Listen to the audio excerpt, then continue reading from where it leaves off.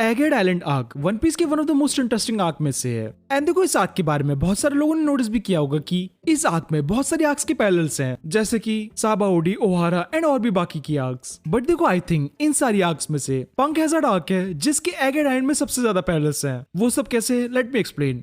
पंक hazard पहली arc थी जहां पर स्ट्राइड्स ने लॉकपोस्ट से अपना डायरेक्शन चेंज कर लिया था एंड उसको फिर एगेड आइलैंड तक फॉलो नहीं किया था। एंड देखो, पंक हैजर्ड एक ट्रॉपिकल आइलैंड था जो कि एक गलती की वजह से फ्रीजिंग आइलैंड बन गया था। ऑन द अदर हैंड, एगेड आइलैंड एक विंटर आइलैंड है जहां पर ट्रॉपिकल वेदर है एटलस के इन्वेंशन की वजह से। सो सेम ऐसे ही पंक हैजर्ड में किएमोन एक ड्रैगन से स्टक हो रखा था एंड उसको लूफी ने बचाया था। एंड एगेड आइलैंड पर वेगापंक एक आयरन जायंट से स्टक हो रखा था एंड उसको भी लूफी ने ही बचाया था। एंड देखो, यहाँ पर लूफी बोलता भी है कि ये बिल्कुल किएमोन जैसा है। इन दोनों आर्क्स में जाइंट्स ने भी एक बड़ा रोल प्ले किया है। बिकॉज़ देखो, पंक हैजर्ड में ये जाइंट बच्चे थे एंड एगेड आइलैंड पर ये सेराफिम्स। एंड देखो, पंक हैजर्ड के इस पैनल में जहां पर एक जाइंट ने कैसल टाउन पर अटैक किया था, सेम ऐसे ही एगेड आइलैंड के इस पैनल में आयरन जाइंट मरीजो पर अटैक कर रहा था।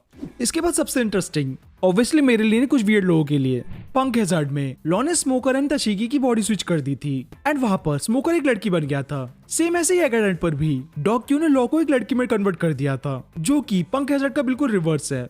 ऐसे ही पंक हैजर्ड में स्ट्राइड्स ने सीजर को किडनैप कर लिया था एंड एगेड आइलैंड में वेगापंक को। हाँ, ऑब्वियसली इसमें उन्होंने किया नहीं था, बट मॉर्गन्स की वजह से तो सभी लोगों को लग रहा था ना कि स्ट्राइड्स ने वेगापंक को कैप्चर कर लिया है। एंड देखो, इन दोनों ही आर्क्स में लूफी ने एक सुपरनोवा के साथ अलायंस बना ली थी एंड ऐसे ही सेम इन दोनों आर्क्स में उसने एनिमीज के साथ भी अलायंस बनाई थी, जैसे कि पंक हैजर्ड में स्मोकर एंड लॉ के साथ एंड एगेड में लूची वगैरह के साथ। बट देखो, इसमें सिर्फ एक ही चीज डिफरेंट थी कि पंक हैजर्ड में स्ट्राइड्स को किसी ने भी बिट्रे नहीं किया था। देखो, वेगापंक सीजर का बिल्कुल अपोजिट है with the exception of York. So ऐसा लग रहा है कि यॉर्क इस आर्क में सीजर का रोल प्ले कर रही है। एंड सीजर कौन था? वेगापंक का एक बिटर राइवल। सो अगर इन रिवर्सल्स एंड सिमिलरिटीज को देखेंगे तो मेरे को लगता है कि एगेड का भी एंड पंक हैजर्ड के एंड जैसे ही होगा।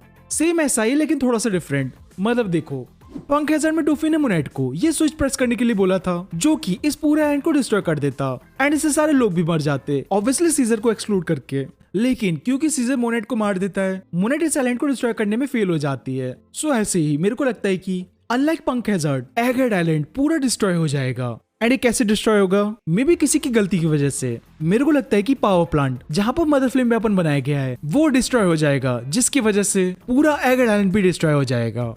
अब इंटरेस्टिंग पार्ट, मेरे को लगता है कि मे बी ये सारा कुछ फ्रैंकी की वजह से होगा, जिसने वेगापंक की पूरी लैब उड़ा दी थी उसके होम टाउन में, जिसको कोइंसिडेंटली कहा जाता है द फ्यूचर कंट्री इंसिडेंट। इन सब चीजों की वजह से पंक रिकॉर्ड्स भी डिस्ट्रॉय हो जाएंगे एंड एक माल फंक्शन की वजह से पंक रिकॉर्ड्स वेगापंक की वर्ल्ड सेंचुरी की रिसर्च को पूरे वर्ल्ड में ट्रांसमिट कर देगा।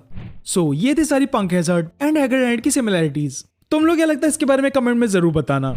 सो आज के लिए बस इतना ही। सब्सक्राइब।